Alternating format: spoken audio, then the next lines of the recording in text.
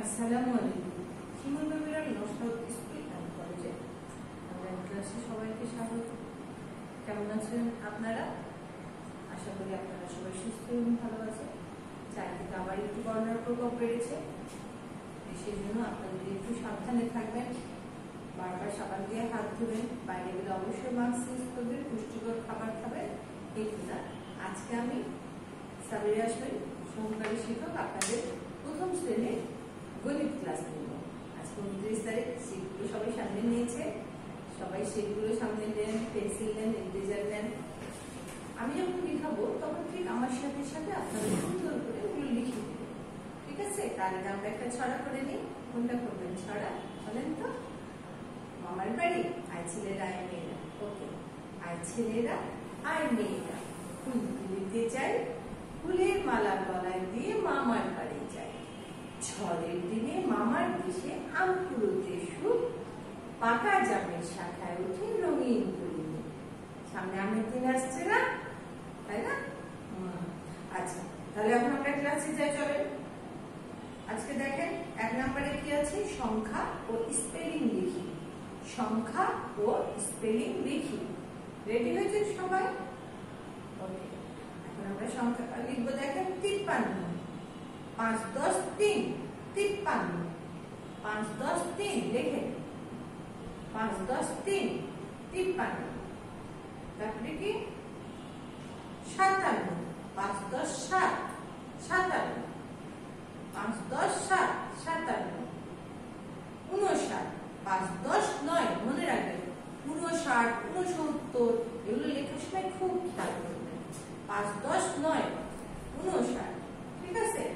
তাহলে আমরা কি লিখলাম? দেখেন এখানে আমরা এখানে লিখলাম 53 57 59। এগুলো যেহেতু আমাদের পড়া হয়ে গেছে 60 পর্যন্ত, আমি আবার রিভিশন দিচ্ছি, এই জন্য এলোমেলো করে। এখন স্পেলিং দেখেন 52, FIFTY 50TWO 52। বুঝতে পেরেছেন? একটা ছোট্ট হাইফেন দেব। তারপরে দেখেন 58, FIFTY 50 EIGHT 58 লিখে নেন। 52 58। এবার আসি 60, SIXTY 60, SIXTY 60। তাহলে কি হলো? 52 58 60। দেখেছেন? সংখ্যা লিখলাম আমরা 5 10 3 53, 5 10 7 57, 5 10 9 59। আর 52 FIFTY 50 TWO 2, 58 FIFTY 50 EIGHT 58, 60 SIXTY 60। ঠিক আছে? এখন আপনারা একটা স্ক্রিনশটও নিয়ে নিতে পারেন, তাহলে আপনাদের জন্য সুবিধা হবে। অবশ্য এটা আপনাদের ইউটিউবে ক্লাস যাবে, সব তারা বারবার দেখতে পারবেন। এবার আসি 2 নম্বরে। দেখেন যোগ ও বিয়োগফল নির্ণয় করি। এখানে একটা কি আছে? যোগ আছে, একটা বিয়োগ আছে, তাই না? আমরা দেখেন যোগটা দেখেন 4 যোগ 3, তাহলে 4 আর 3 কি কত হবে? 4 5 6 7। এই দেখেন 7। আর 2 আর 1 কত হবে? 2 আর 1 3, তাহলে এখানে কত হলো? 37। এখানে দেখেন কি চিহ্ন আছে? বিয়োগ চিহ্ন আছে। তাহলে 8 থেকে 6 বাদ দিলে কত হবে? 2, কারণ 6 এর পরে 8 পর্যন্ত মানে 6 এর পরে 7 8, তাহলে 2। আবার 3 থেকে 1 বাদ দিল 2, তাই না? 3 থেকে 1 যদি বাদ দেন তাহলে 2, তাহলে এখানে কত হলো? 37 আর এখানে 22। এখন আপনাদেরকে কিন্তু উত্তর লিখতে হবে। দেখেন উত্তর এখানে 37 লিখছে, এখানে উত্তর 22 লেখা হয়েছে। দেখেছেন? লিখে নেন আপনারা। তাহলে উত্তরগুলো সুন্দর করে লিখে নেন, প্রত্যেকে লিখবেন। সংখ্যা নিচে সঠিকভাবে সংখ্যা লিখবেন, তারপরে নিচে উত্তর লিখবেন। উত্তর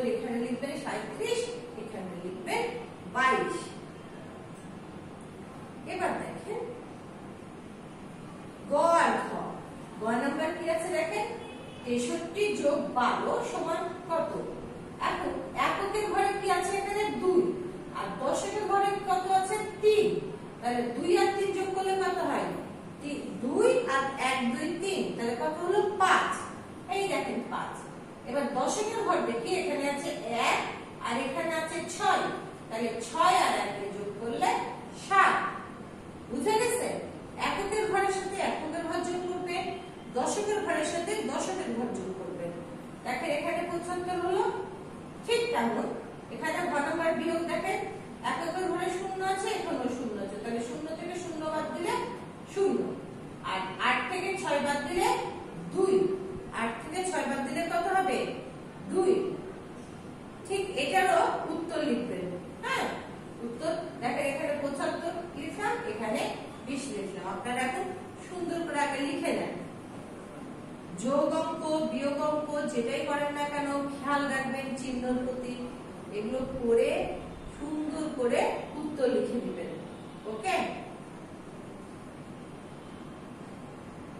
পরিষ্কার করে লিখবেন সবাই, কেউ কিন্তু ভুল করবেন না, ঠিক আছে?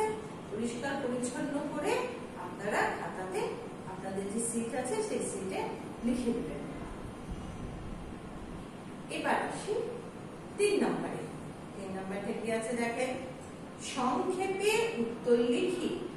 সংক্ষেপে উত্তর লিখি, সংক্ষেপে উত্তর লিখি। এখন কি বলছে, এককের বামের ঘরকে কি বলে? এককের বামের ঘরকে কি বলে জানেন? দেখেন এককের বামের ঘরকে দশক বলে। এককের বামের ঘরকে দশক বলে, তারপর দশক বলে। লিখেছেন?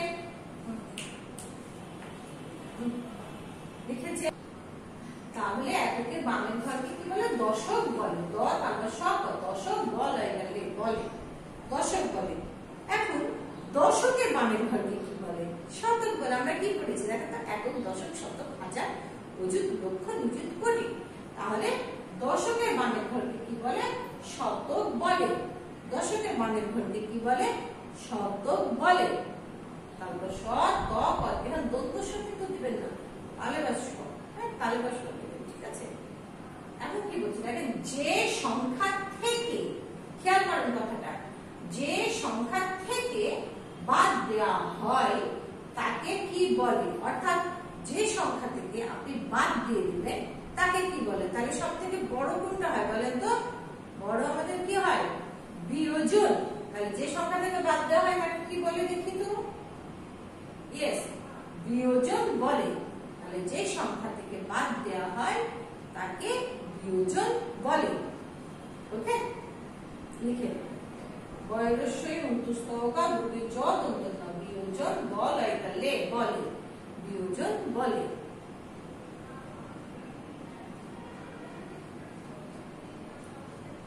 এবার ঘ নম্বর কি আছে, বিয়োগের শেষ রাশির নাম কি? বিয়োগের শেষ রাশির নাম বিয়োগফল। বিয়োগের শেষ রাশির নাম বিয়োগফল।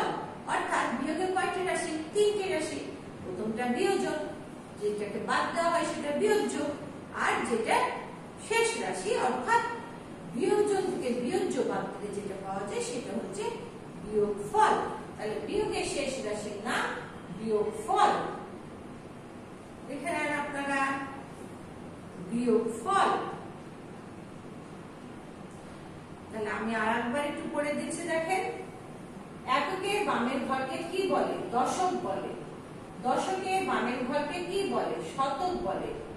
যে সংখ্যা থেকে বাদ দেওয়া হয় তাকে কি বলে? বিয়োজন বলে।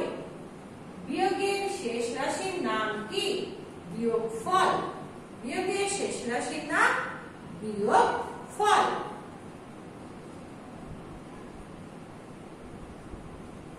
পরিষ্কার করে লিখবেন সবাই, হ্যাঁ পরিষ্কার পরিচ্ছন্ন করে সুন্দর করে লিখবেন, ঠিক আছে? ওকে, এবার আমরা 4 নম্বরে যাব। দেখেন 4 নম্বরে কি বলছে, স্থানীয় মান নির্ণয় করি। এর আগে আপনারা করেছেন, আমি বারবার স্থানীয় মানটা করাই, কারণ আপনারা ওই সমানের জায়গায় হাইফেন দিয়ে দিচ্ছেন, একক ঠিকভাবে লিখছেন না, সংখ্যা লিখছেন না, এই জন্য আমি বারবার করাচ্ছি, কেন আপনাদের প্র্যাকটিসটা ভালো হয়।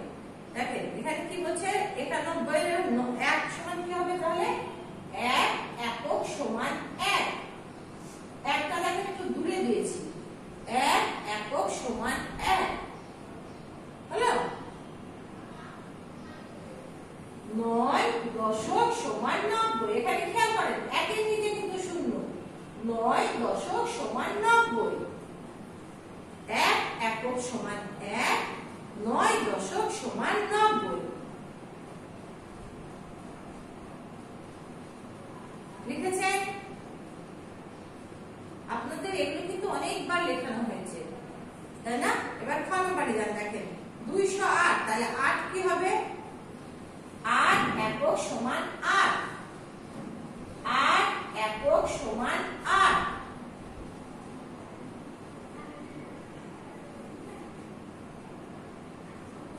0 দশক সমান 00।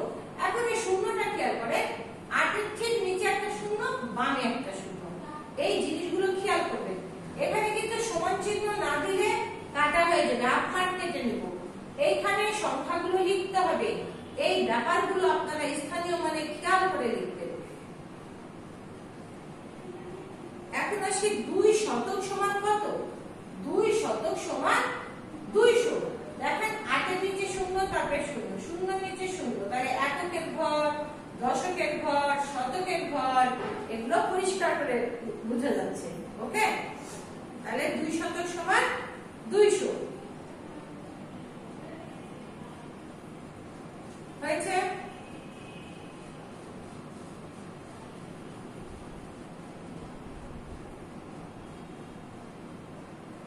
চার নম্বরটা হয়েছে, আপনাদের লেখা হয়েছে, লিখে দেন।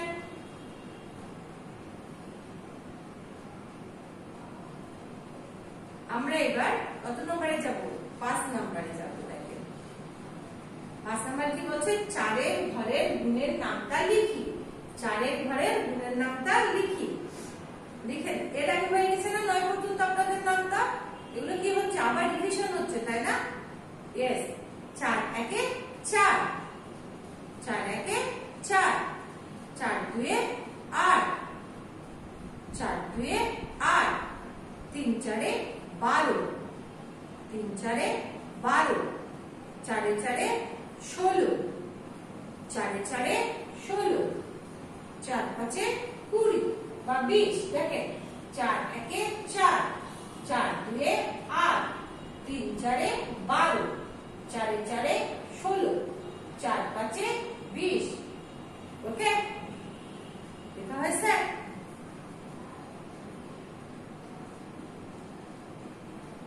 এবার 4 6 24, 4 7 28, 4 8 32, 4 9 36, 4 10 40। তাহলে লিখেন।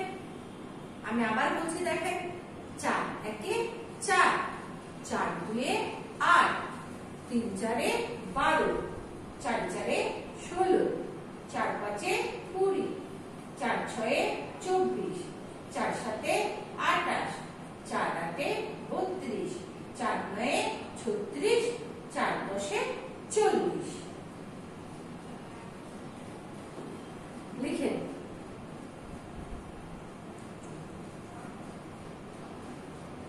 লিখেছেন?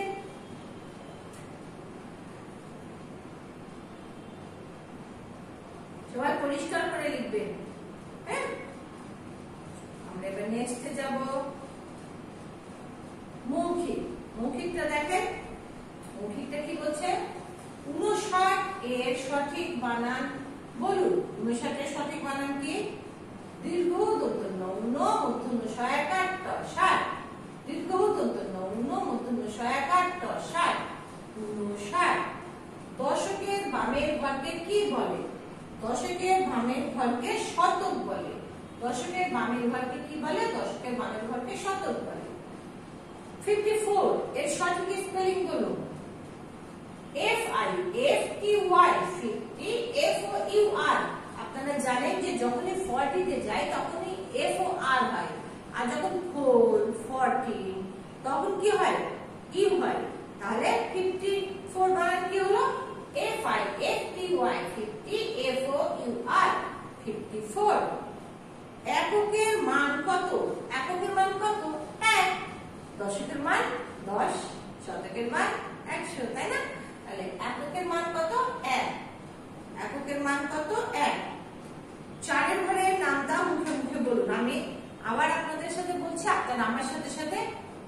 বলেন মুখস্থ হয়ে যাবে।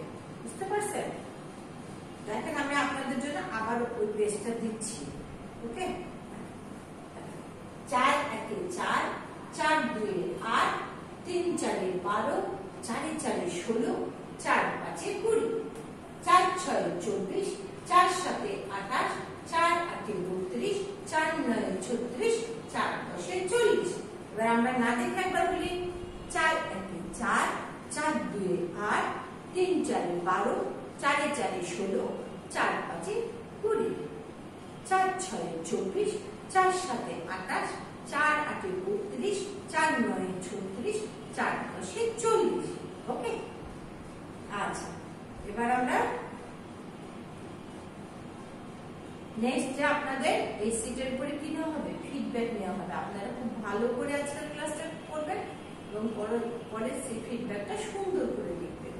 ওকে, আজকের মতো আমি ক্লাস এখানেই শেষ করছি। আবারও সবাইকে শুভেচ্ছা জানিয়ে ধন্যবাদ সবাইকে।